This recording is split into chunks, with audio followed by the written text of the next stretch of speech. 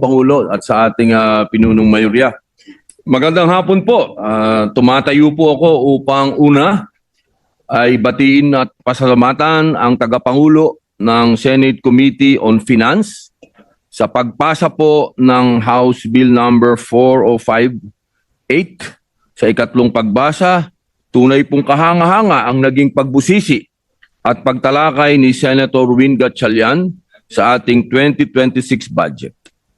Pangalawa, nais ko din pong magpasalamat sa komite para sa mga amyendang tinanggap nito na susuporta po sa mga programa at proyekto para sa ating mga kapatid na Muslim at katutubo. Partikular po ang karagdagang pondo para po sa Sharia Court at sa pagpapatitulo ng mga ancestral domain. Pangatlo, nais ko din pong susugan ang mga puntong nilahad kanina ng ating mga kasamahan, Senator Risa Hontiveros, Senator Pia Cayetano, at Senator Erwin Tulfo tungkol sa pondo ng PhilHealth. Naniniwala po ako na kulang ang naibigay ng ating gobyerno sa PhilHealth kung pagbabasihan ang earmarking ng mga revenues mula sa sin taxes para sa implementasyon po ng Universal Healthcare Act.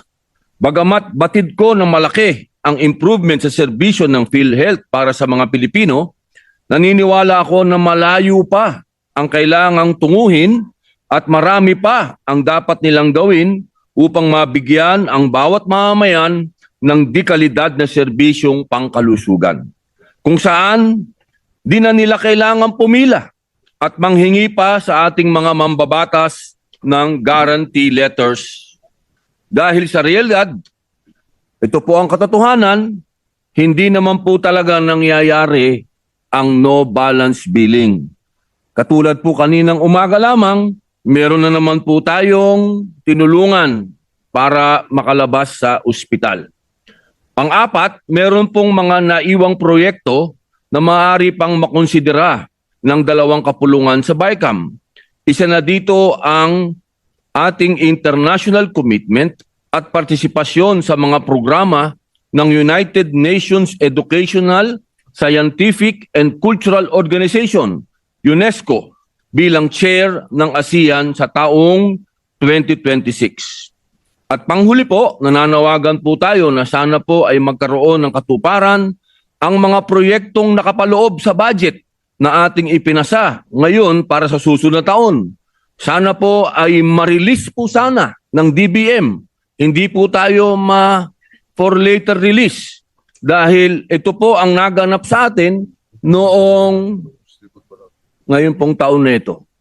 Marami po tayong proyekto na naumpisahan at hindi po ito matutuloy kapag tayo po ay na FLR uli.